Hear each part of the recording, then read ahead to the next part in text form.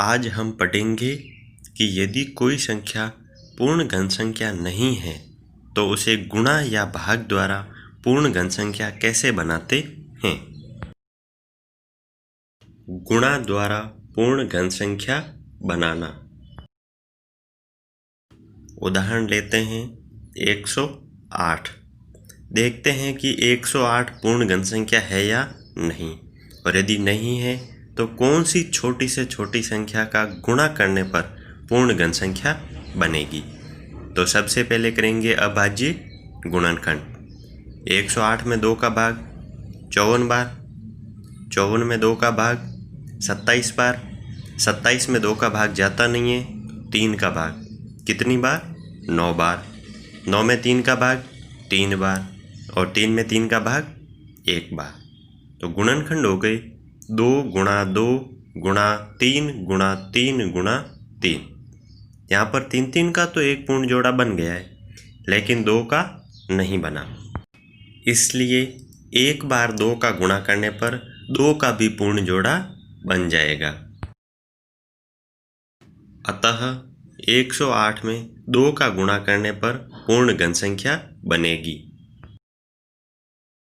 दूसरा उदाहरण 72 पूर्ण घन संख्या है या नहीं।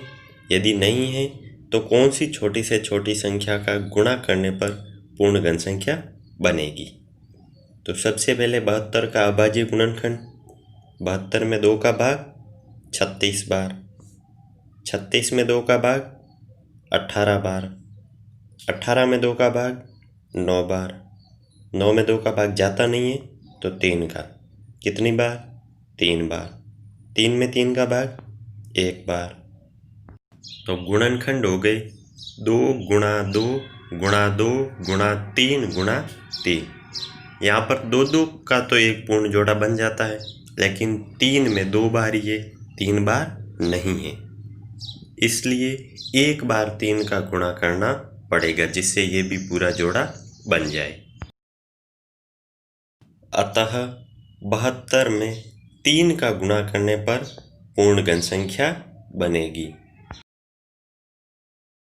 अगला उदाहरण देखते हैं 128 पूर्ण घन है या नहीं, ये देखने के लिए करते हैं अभाज्य गुणनखंड। 128 में 2 का भाग 64 बार, 64 में 2 का भाग 32 बार, 32 में 2 का भाग 16 बार, 16 में 2 का भाग 8 बार, 8 में 2 का भाग 4 बार, 4 में 2 का भाग 2 बार, और 2 में 2 का भाग 1 बार। तो गुणनखंड हो गए 2 गुणा 2 गुणा 2 गुणा 2 गुणा 2 गुणा 2 गुणा 2। यहाँ पर 2 के 2 पूर्ण जोड़े तो बन जाते हैं, लेकिन तीसरा जोड़ा पूर्ण नहीं बन रहा है। यहाँ पर 2 के जोड़े के लिए 2 बार कम पड़ रहा है, अर्थात 2 का गुणा कितनी बार 2 बार करने पर 2 का तीसरा पूर्ण जोड़ा बन जाएगा। अतः 128 में 2 का 2 बार गुणा, अर्थात 2 गुणा 2 बराबर 4 का गुणा करने पर पूर्ण घन संख्या बनेगी। अगला उदाहरण देखते हैं 100 का अभाज्य गुणनखंड करने के लिए 2 का भाग कितनी बार 50 बार, 50 में 2 का भाग 25 बार। अब 25 में 2 का भाग जाता नहीं है तो बड़ी अभाज्य संख्या 3, लेकिन 3 का भाग भी नहीं जाता, तो उससे बड़ी अभाज्य संख्या 5। 25 में 5 का भाग 5 बार, 5 में 5 का भाग 1 बार। तो गुणनखंड हो गए 2 गुणा 2 गुणा 5 गुणा 5। यहाँ पर न तो 2 का पूर्ण जोड़ा बन रहा है और न ही 5 का, लेकिन 2 के जोड़े के लिए कितनी बार कम पड़ रहा है 1 बार, और 5 के जोड़े के लिए भी कितनी बार 1 बार। तो यहाँ पर 1 बार 2 का तथा 1 बार 5 का गुणा करने पर 2 व 5 के पूर्ण जोड़े बन जाएंगे। अतः 100 में 2 व 5 का एक एक बार गुणा, अर्थात 2 गुणा 5 बराबर 10 का गुणा करने पर पूर्ण घन संख्या बनेगी। अब देखते हैं भाग द्वारा पूर्ण घन संख्या बनाना। उदाहरण 6750। देखते हैं पूर्ण घन संख्या है या नहीं।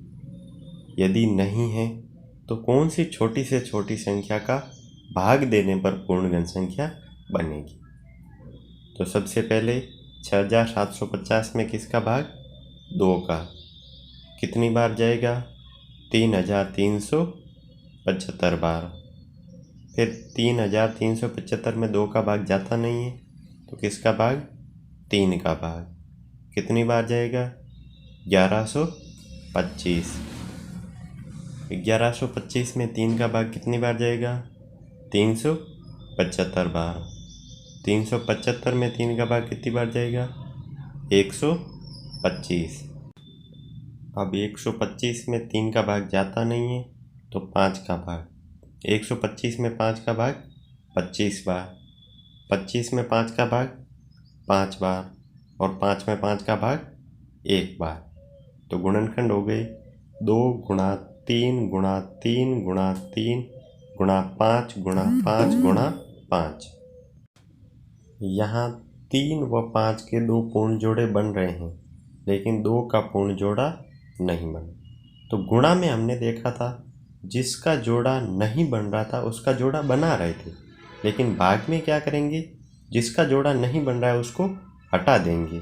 तो यहाँ पर जोड़ा किसका नहीं बन रहा है? 2 का नहीं बन रहा है तो सीधा 2 का भाग दे देंगे, अर्थात इसमें 2 का भाग देने पर पूर्ण घन संख्या बन जाएगी। अतः 6750 में 2 का भाग देने पर पूर्ण घन संख्या बनेगी। अगला उदाहरण देखते हैं 3087। 3087 में सबसे पहले भाग 2 का तो जाता नहीं है क्योंकि विषम संख्या है, तो 3 का भाग। 3 का भाग दिया 1029 बार। फिर 1029 में 3 का भाग 343 बार।